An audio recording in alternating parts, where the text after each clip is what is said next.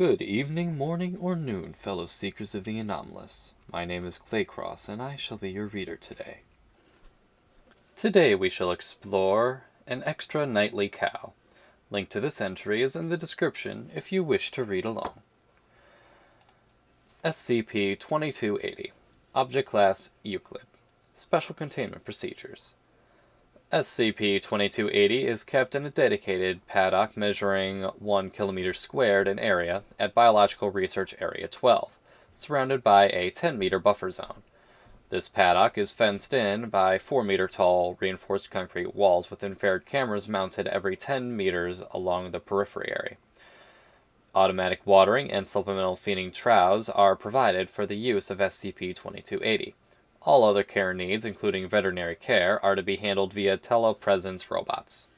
No vertebrate animal is allowed within 8 meters of SCP-2280 outside of experimentation. Should any animal become affected by SCP-2280's properties, attempts will be made to retrieve the body before SCP-2280 can finish consuming it. Should these attempts fail, fluoroprotein fire suppression foam must be sprayed over SCP-2280 beginning 5 minutes prior to the following sunrise until the final effect has ceased. Description: SCP-2280 is an adult female Bos Taurus whose tissues absorb 100% of all electromagnetic radiation with wavelength between 370 nanometers and 77 nanometers, encompassing the visible light spectrum. This results in SCP-2280 appearing as a pure black silhouette from any angle, without visible details. Aside from this and the additional anomalous properties described below, SCP-2280 is genetically and functionally identical to a non-anomalous cow, including diet and thermal signature. If any vertebrate animal weighing more than 2 kilograms comes within 5.25 meters of SCP-2280, there is an approximately 50% probability that it will become neuromuscularly paralyzed. If this occurs, SCP-2280 will approach the paralyzed animal and consume it in no more than 1.5 hours, despite being otherwise herbivorous. For creatures which are too large for SCP-2280 to swallow whole, it will use its hooves and incisors to separate soft tissues from the skeletal system into bite-sized chunks, as well as break or crush overly large bony structures into more readily consumable sizes.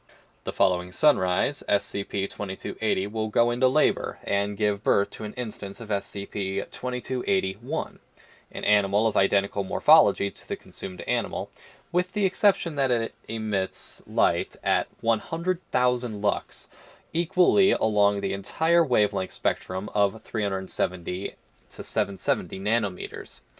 Approximately 95% of SCP-2281 instances are stillborn, and their luminescence rapidly decreases to the point that they are observably identical to the animal that SCP-2280 had consumed.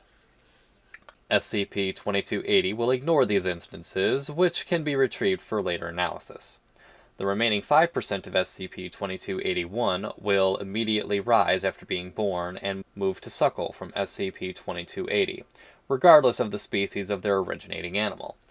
After suckling for no more than 15 minutes, the instance of SCP-2281 will move away from SCP-2280, increase temperature to more than 1000 degrees Celsius within 0.4 seconds, and jump directly upwards.